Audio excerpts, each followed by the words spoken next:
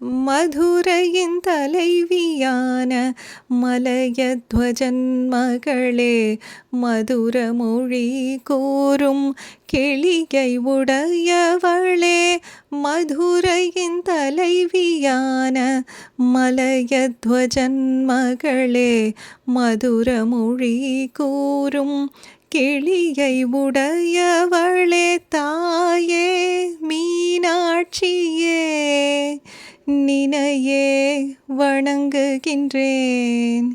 நீயே என்னிடம் கருணையை காட்டிடுவாய்.